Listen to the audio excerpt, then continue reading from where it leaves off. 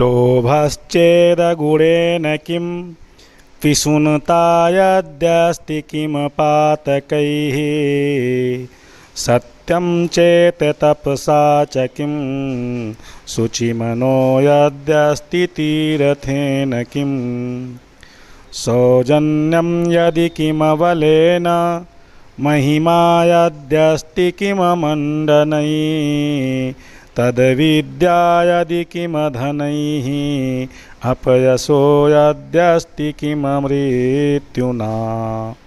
अर्थात यदि आपके मन में लोभ है तो आपको किसी दुर्गुण की आवश्यकता नहीं है।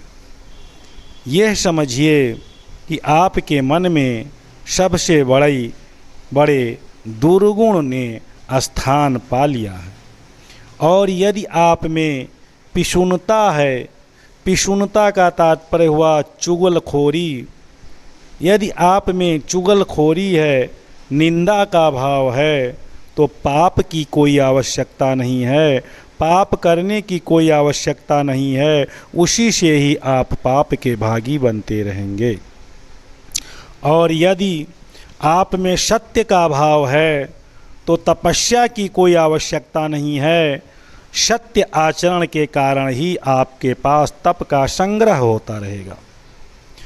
शुचि मनो यदि अस्ति तीर्थेन किम, और यदि आपका मन पवित्र है तो तीर्थ करने की कोई आवश्यकता नहीं है। आप अपने पवित्र मन से पल पल सदैव तीर्थाटन के पुण्य को प्राप्त करते रहेंगे। और यदि सज्जनता है आप में तो बल की कोई आवश्यकता नहीं है। सौजन्यम यदि किम बलेन महिमा यद्यस्ति किम मंडनैः, और यदि आपके पास महिमा है अर्थात बड़प्पन है तो आभूषणों की कोई आवश्यकता नहीं है। वही श्रेष्ठता, वही बड़प्पन आपके आभूषण का कार्य करेगा। उसी से आप आभूषण ना पहनने के समान ही सुशोभित होते रहेंगे।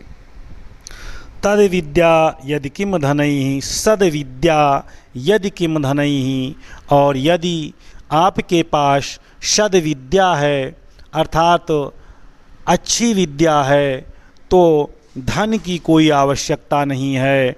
उस विद्या से ही आपको धनार्जन होता रहेगा।